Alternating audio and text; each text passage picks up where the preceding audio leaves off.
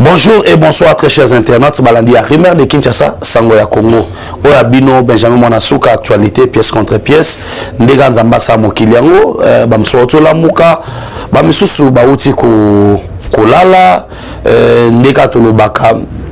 Quelques alliés radio T, si quand on a na pesa déjà sommaire a nazo sabino eza na attaque moko et tout ça les masikoyo na territoire kuna côté à Beni bisika wapi batu bakufi et l'armée congolaise a attribué na attentat wana ya bombo bachaki na ba ADF où 9 personnes bakufi et 19 personnes bazali blessées.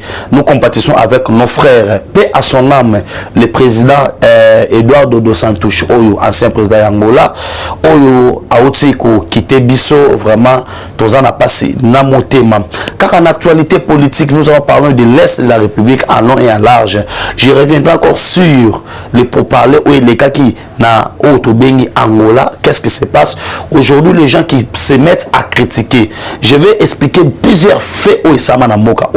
Maintenant, on clôturer l'émission dans la Mamotali Gilles Alingeti. Gilles Alingeti, inspecteur général. Il y a finance. Oyo Asalaka Moussala Naye Kitoko.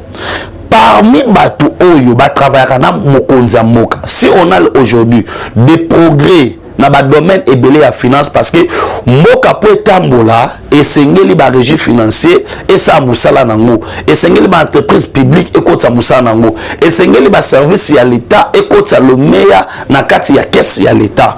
Or, à partir de Mokonza Moka, ba pesi mbingisa na IGF asala musala na ye et ce type ici oyo to bengi Gilles Alingeti c'est un homme à part.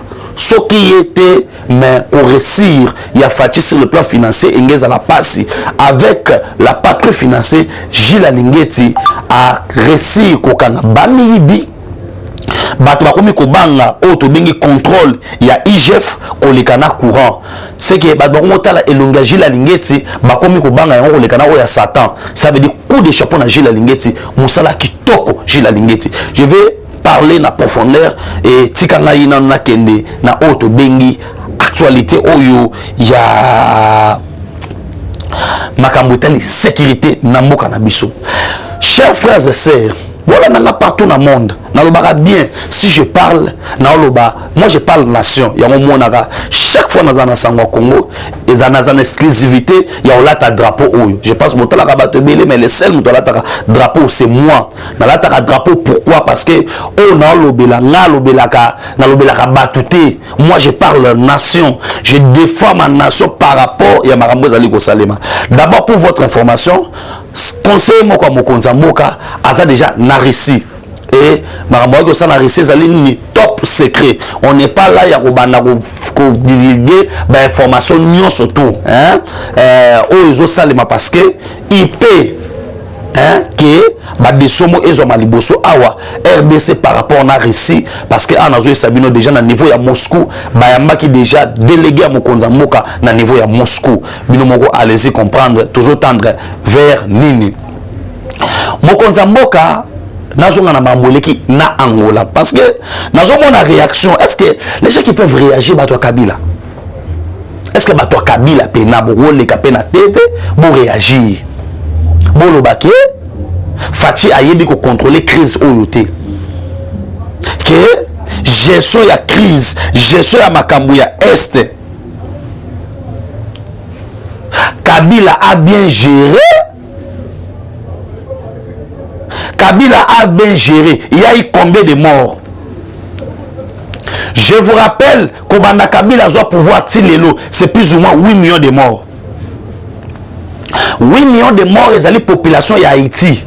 Ma pays là Haïti 4 et disparaître. Dans la carte du monde. 8 millions de morts. Mais quand les gens de Kabila se mettent aujourd'hui à parler, dans aucun mois. Mais il y a un rapport mapping. C'est là où je dis que non, le chef de l'État ne peut pas être sur tous les fronts. Hein? Non, monsieur. Hein? Est-ce qu'il y a les gens qui sont des responsables? Est-ce que quelqu'un peut se permettre à critiquer le chef de l'État aussi longtemps la nation congolaise est en danger? Non. Allez-y comprendre. On doit être sérieux dans ce pays. On a des histoires aujourd'hui On doit réfléchir, puisque des aventures, bon, ça là. Mais c'est, il y a eu Jimmy Kitenge, j'étais suivi. Français Mouyou Manalandio. Hein? Il y a eu 8 millions de morts à l'époque de Kabila, 8 millions de morts. Et c'est repris dans les rapports Mamping.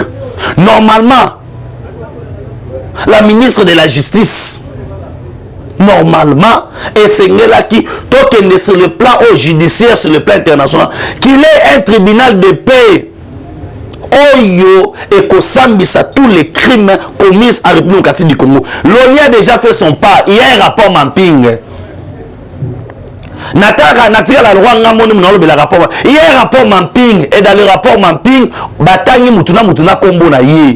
celui-ci a fait ceci, celui-ci a fait cela, celui-ci est-elle responsable. C'est l'ONU. Oyo Lelo.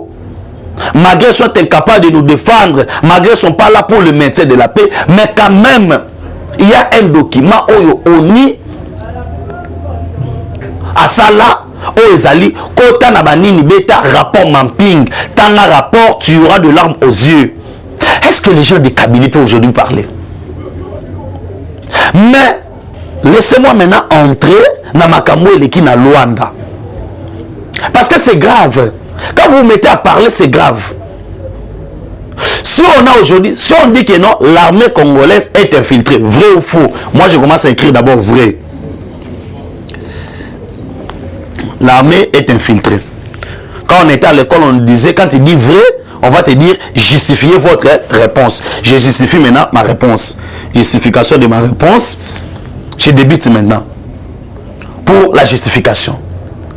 En ce qui concerne la justification de ma réponse, vous comprenez maintenant quoi? Que si on arrête les militaires, Oyaza Rwandais, Oyaza Boyi, Oyaza Burundais, Oyaza Boyi, Bango Nyoso, ils ont allié. Bakoti na armée na Congo quand durant l'époque il y a Kabila. Na eloko abengi brassage na mixage. Il y a 3 points. Oyo est divisé. D'abord, pour votre information, na oki batebele basolo bao boye na boye makambo ya Angola boye na boye. D'abord, boye que réunion ya Angola Kabila. Non, réunion ya Angola Kagame. Et Tshisekedi bayokanité. Est-ce que boye bango? Ils étaient divisés par plusieurs points. Kagame na Tshisekedi bayokani te. Pourquoi? Tshisekedi n'était pas parti en Angola pour négocier la paix. Non. Je mets quiconque à défi. On n'était pas parti en Angola pour négocier la paix. Non. On était parti en Angola pour dire na Kagame position na biso. Or, position na biso dans bas point. Premier point, il n'y aura pas d'amnistie.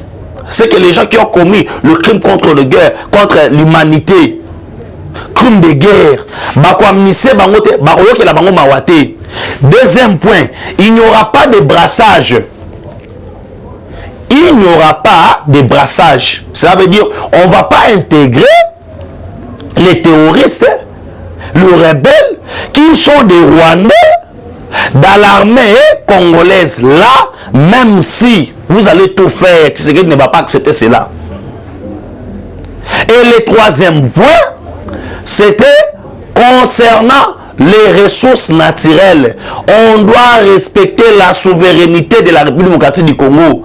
Le Rwanda ne peut pas intégrer dans notre pays et venir piller. C'est ça les 3 points. Oyo, Mokonza Mboka ne va pas fléchir. Et Koyebisa Kagame que non, nous sommes prêts, il y a comme ça la guerre. Pour Nanini, le prétexte Oyo, Kagame a lobby, il y a Liboso. La question n'a Kagame.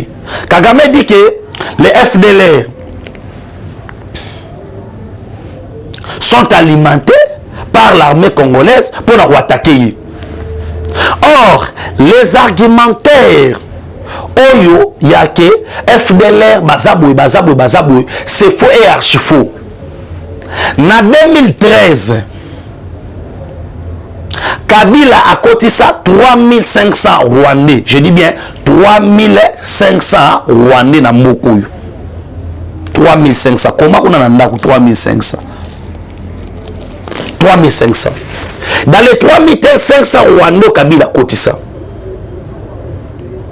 Est-ce que beaucoup koyebisa ngai nombre ya ba Rwandais bazonga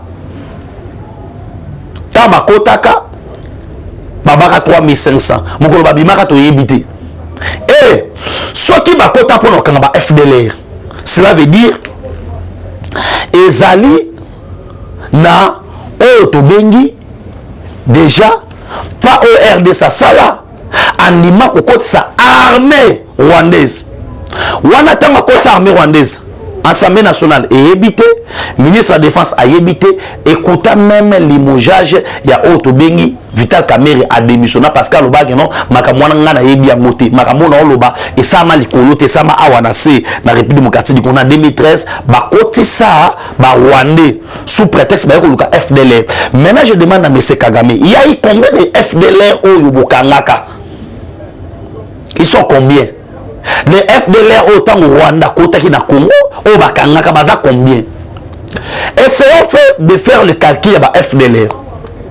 Ba FDLR ba côté na Congo na 1994 nenga zoloba na 1994 après génocide.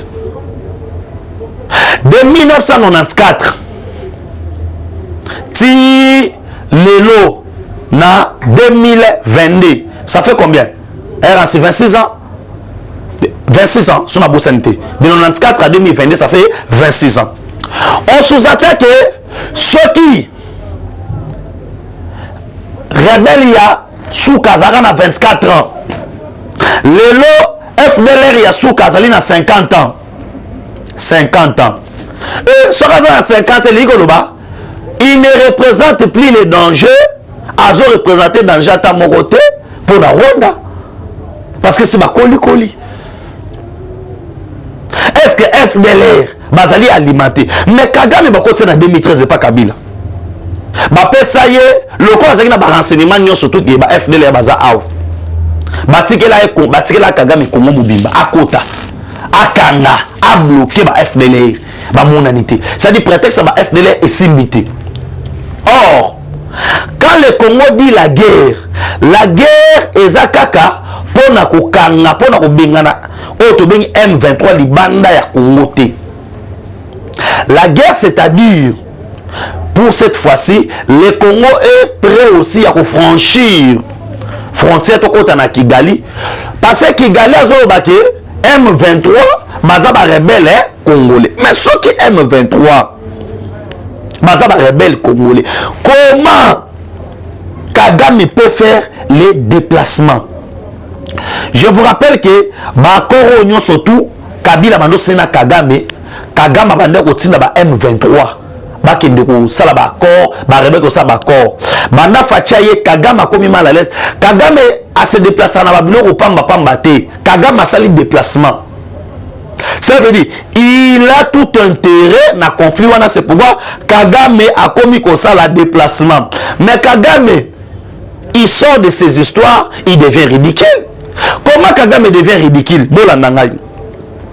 Kagame dit c'est un conflit entre Congolo et Congolais.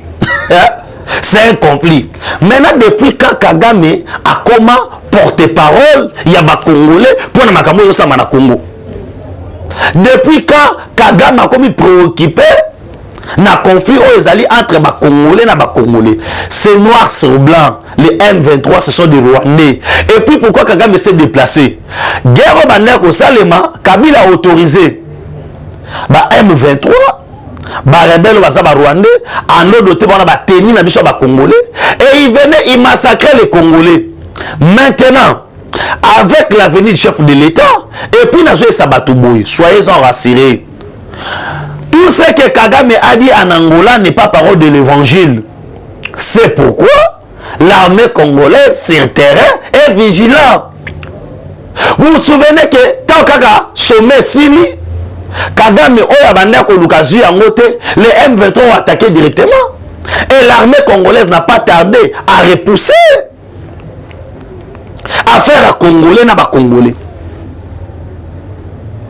Soti ba M23 baza ba Congolais, baza ba Congolais, baza ba Congolais, baza ethnie nini? Baza ba Mushi, baza ba Nyamurenge, baza ba nani? Or Kagame sait que akoki kobenga M23 ba Congolais akope cette na bango te parce que soit peut-être na bango to yeba ke oyo zakana Congo te difficulté à misusu ya liboso yango wana. Kagame traite le chef de l'État irresponsable. Ce qui fait ça irresponsable, il est responsable pour nous les Congolais. Et ça ne passe à nous. Ce qui John Biden, ce qui Poutine, est irresponsable. Mais et ça pour nous, pour nous, Baris, et ça pour nous Américains. Maintenant, irresponsabilité, il y a Fachi et pas Kagame, c'est sur quoi? C'est sur base des accords. Tant que nous sommes Awa, Kagame vient avec les accords. Les M23 qui vont déclarer, ils vont déclarer un accord. Nakatsa un accord, c'est qui vont un. Intégrer l'armée na biso. Si ko Fachi lobi niet. Si ko M23 na papier sur le non, on a continuité à l'État et c'est ngeli bo exécuter l'accord oyo. Or, qui a signé les accords pour les intégrer dans l'armée? C'est Kabila. Mais c'est les M23. Bolanda Kabila. Dans le principe de continuité de l'État, on ne peut pas vendre un pays. Bon, on a vendu notre pays par Kabila en vous autorisant que on peut intégrer dans l'armée et nous allons exécuter. Même dans l'armée, l'ordre mal donné ne s'exécute pas.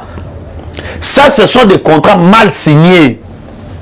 Ce qui est mal signé ne s'exécute pas. Si ça veut s'exécuter, que ça s'exécute au Rwanda, pas ici à la République du Congo. Vous n'allez pas intégrer l'armée.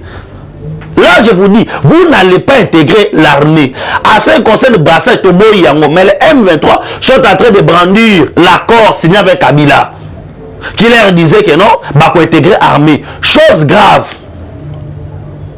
M23 sont en lobby, bah quand en armée, na grade basaki nango.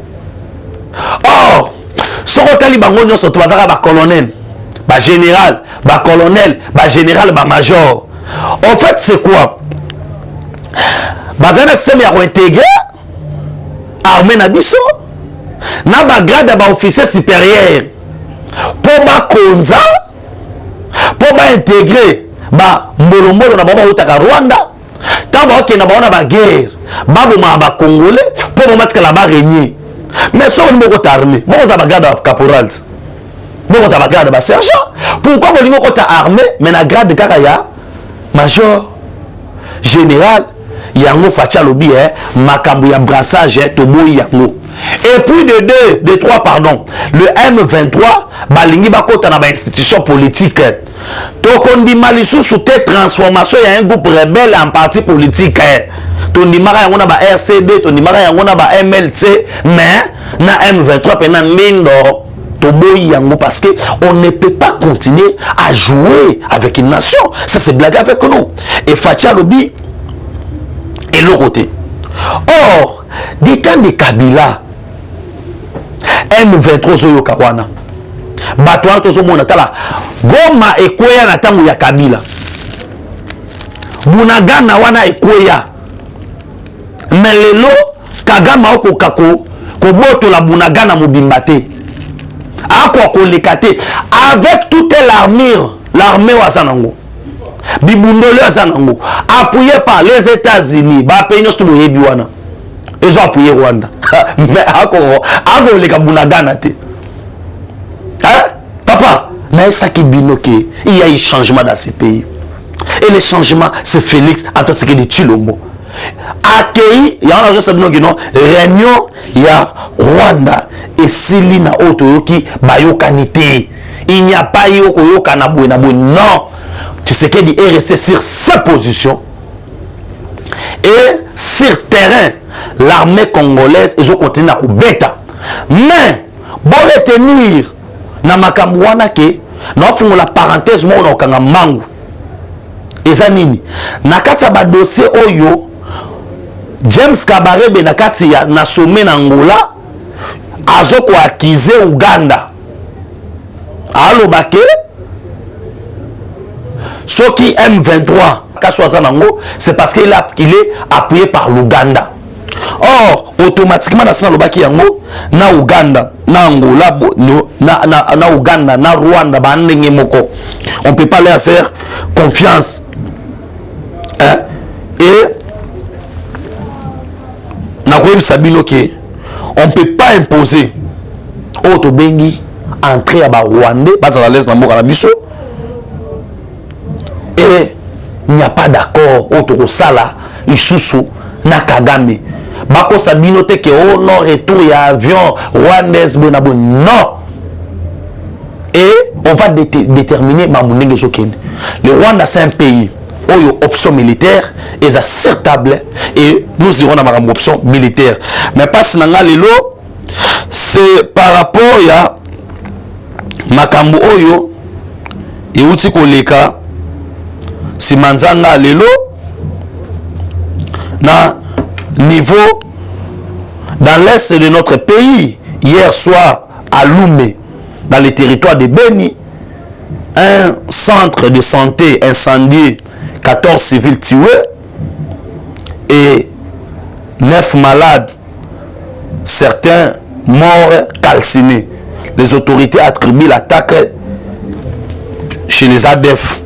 L'armée attribue aux milices Maïmaï et dit avoir tué 3 et capturé d'autres éléments. Lobby, et qui passe dans Loumé, à niveau à Beni, batumbi centre de santé. Il y a des gens qui ont été en négociation. Non. C'est pourquoi Mokonzamboka a eu option de ne pas kofandaka na ba rebelle pour te négocier. Non.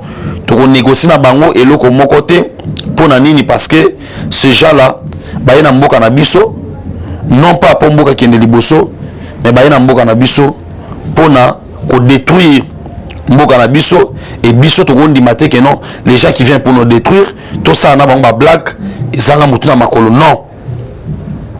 Na koti na dossier Gilles Alingeti. Dossier Gilles Alingeti oyo lelo il faut to zala tobingani to zala ba insensé to zala bato yo tozo yeba mbwelika na Congo te. Gilles Alingeti, inspecteur général, il y a inspection générale, il y a finance. C'est lui le patron là-bas.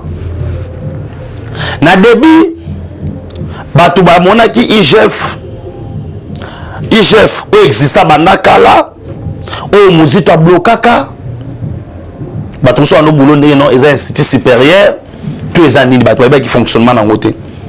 Et ces gars-là a pris les risques. Gilles Alingeti demande à la DGM d'interdire de nouveau les DG du programme national d'hygiène aux frontières et les coordonnateurs provinciaux de ces programmes au Congo central de quitter le territoire national. Ils sont soupçonnés de détournement des deniers publics. Aujourd'hui, grâce à Gilles Alingeti, les gens ont appris, les gens ont peur. Il y a qu'à gérer la chose publique. Avant Gilles Alingeti, Bazwaki, Mongo ya l'État, le Kolango Bamutako Koliandenga Lingi. Et je mets quiconque à défi. Nabato nyoso Batravara Fachi. Moutaleki Gilles Alingeti Azate. Na Robenga Lelo na Gilles Alingeti ni Kofia Fachi. Parce qu'il fallait que Bunda pour détournement Moyibi na Mokuse. Ya bato yo bajeraka misolo à l'État et si là. Il a fallu cet homme Alingeti. Oyo, il devait prendre les risques. Et il a commencé à faire son travail. Et aujourd'hui, moi personnellement, Benjamin Mwanasuka, je n'ai rien à reprocher à Gilles Alingeti parce qu'il fait bien son travail. Aujourd'hui, so ba lobake ba milliards et baki sami mbongo zo monana boy na boy ba pour tout ce que Nicolas Kasa dit en train de faire mbongo zo monana boy na boy mbongo contre la caisse à l'état ba pour sa gouvernement c'est grâce à Gilles Alingeti parce que patrouille financière za makasi on a autant ba komba ministre té et bien là ba ministre a Gilles a bloqué ba on a mikila mbongo c'est kendaki tozongi la sur histoire té. Aujourd'hui, IGF est comme Kobangisa. Et lorsqu'on ça les anime, la personne de Gilles Alingeti s'est fait beaucoup des ennemis. Et ils veulent à tout prix que Alingeti a l'ongwa pour chanter la libre. C'est ça la vérité. C'est pourquoi il commence à chercher au Akenda qui place Boye, Azako ignorer chef de l'État, Nanini. L'IGF, c'est un service attaché à la présidence. Tout ce qu'Alingeti est en train de faire, Azouaka, Miti n'est pas mon compte à Moka.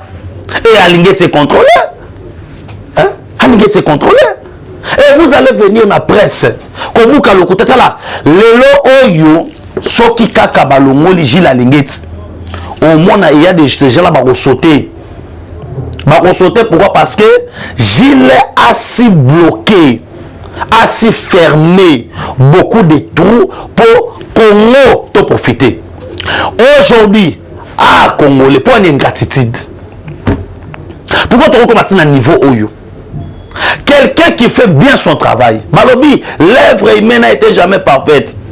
Mais quand nous voyons aujourd'hui, jusque-là, Aza sans faute à Lingeti. Je dis bien, Wananga, jusque-là, nous avons faute à ta côté parce que les lots Oyo, ma mobilisation, 1 milliard, baboye na baboye, ba DG, na mboko na Lingeti, na Yiba. Mais je sais au Tchanga Maboko. Les lots Oyo, inspecteur général, il y a finance, bakomi, kobanga bango koleka, na ba officier militaire. C'est que je suis moutouillé, moi je suis IGF à Pakati Mango. Déjà ma entreprise, bakomi ko banga ko surfacturé, bakomi ko banga ko sala ba ministre, zo banga ba za ba IGF ana simana biso. Et aujourd'hui grâce à IGF, contrôle pour na mon, soit qui mon était bimi et sengeli et sala musala oyo, soit qui paie à monique vos surfacturé. Mon kobimate no moni place jalousie bandi yango wana les gens voient que Gilles Alingeti akotala et l'euro est à 1000 francs bino combien ngwa 10 000 ndeni Gilles a ozomongo na bino te awe sabino ezonga nanu bakende ko vérifier est-ce que bakomaki 10 000 to bakomaki 1000 sikoyo bamiyi bebele bazomi mona sikoyo ke non awa ndenge ezali boye to kokate no moni pagaille wana ozomona hein coup de chapeau na inspecteur général, il y a finance. Autobéni na kombo ya Gilles Alingeti fingwa tekele. Gilles Alingeti wa benga. Yomoni ndenge bana miketa to za bana miketa banga Congo bololo. So wa che Congo bololo pona ko melango sege olela ndenge pe Gilles Alingeti. Gilles Alingeti azali Congo bololo. O fati a che. O bato so bazo banga ebike non. So ki to meki boy na boy c'est comme ça que Gilles Alingeti azali. Coup de chapeau na papa continue musana parce que o sa musana kitoko Alingeti o azali champion des champions ya bango nyonso tout coup de chapeau na yo na bando ke na rechuter na émission mkona lelo na kota mamona dossier à ville à Kinshasa c'est pour la toute première fois ville à Kinshasa sur des sommes malam ko bana déjà le jeudi ba pesi ba étranger surtout 10 jours na ba étranger nyonso ba luka ba titre ba séjour na bango ba s'identifier tokoza jamais na moka oyo et yana bara oto bengi ba congolais ezana ba rwandais ba burundais qui exercent librement leur commerce leurs activités na Congo oyo le Congo ne profite de rien mais ba luka bana mikandate to luka peto yeba na capitale toza combien des étrangers bazali ba étrangers pe baza mboka soto bengani bango te to sengi na bango kaka babimisa mikanda na bango so banango te bakamati nzela bazongi na bamboka na bango na capitale babandi bongo coup de chapeau na Gentini Maka Ngobila, un ministre provincial na ya intérieur au bas de décision wana toye babanani baza banani na komi na suka po émission mukona lelo wana poso somba lupangu na yo ezate ba compliqué ki e basaki boy 20 sur 20 na niveau ya maluku na ntsele $2000 payable na ba tranche au benga numéro bando koma plus 243 9 70 40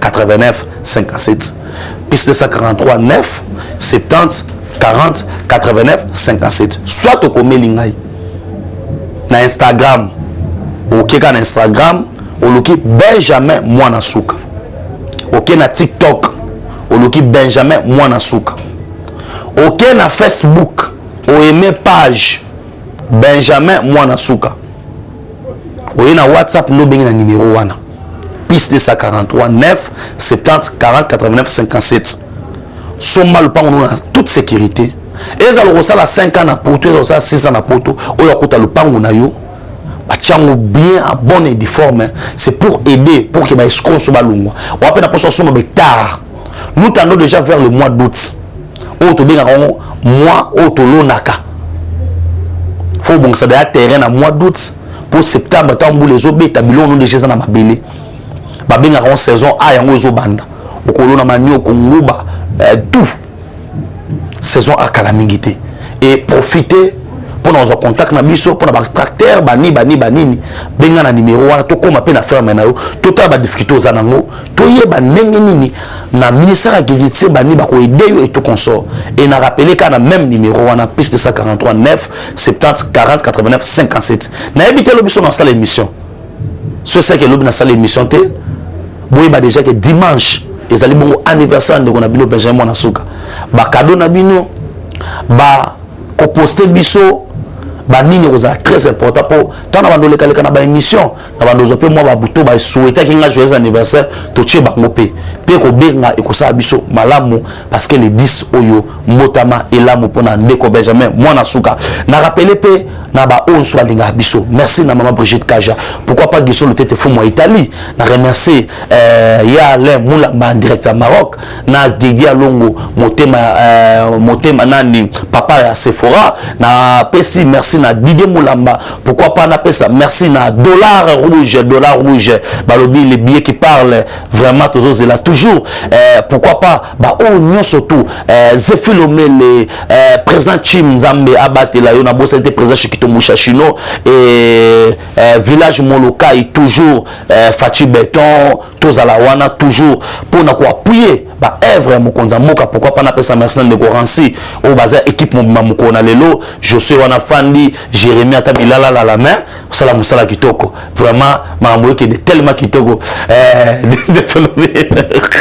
Jérémie ngale là vraiment c'est ça la mias na kata studio c'est comme ça nous sommes une famille c'est pourquoi nous vous disons le rendez-vous est pris pour demain si le Seigneur Jésus-Christ ne revient pas pour na lelo na côté les maraboué renseigner mutalo langa.